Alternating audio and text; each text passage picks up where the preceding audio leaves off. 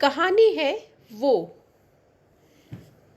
सुमन मुझसे बोली कि मेरी सास कह रही थी कि मुखर्जी सर की पत्नी की भी कोरोना में मृत्यु हो गई है, तो अगर तुम्हारी सहेली प्रीति चाहे तो हम मुखर्जी सर से उसकी शादी की बात कर सकते हैं।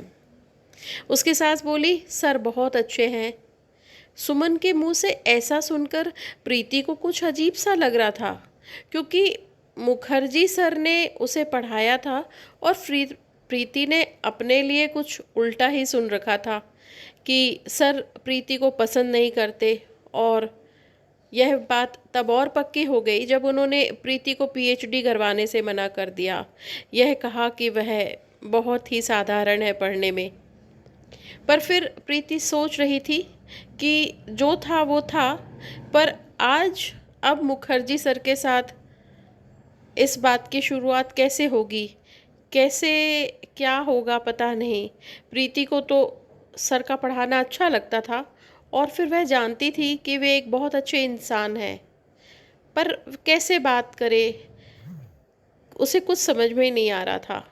इसी बीच वह एक संस्था से जुड़ गई जहां मुखर्जी सर का भी अक्सर आना होता था और वे मीटिंग में मिलते रहते थे। पर वही सर जो कभी उसे नापसंद करते थे, अब सबको बड़े गर्व से बताते कि प्रीति मेरी स्टूडेंट रही है, वह बहुत अच्छा लिखती है, बहुत अच्छी टीचर है, अच्छे कॉलेज में पढ़ा रही है, आदि आदि। प्रीति को समझ में नहीं आया कि जिनसे बात करने के लिए उसे इतना संकोच हो रहा था, आज वह उनके साथ सहज ही काम कर रही है। हालांकि अब हालात बदल चुके थे, उनके बीच अब ऐसी कोई बात नहीं थी। बहुत ही साधारण तौर पर वे दोनों मिलते, और हाँ, अब विधि के विधान को विधाता ही जानते हैं।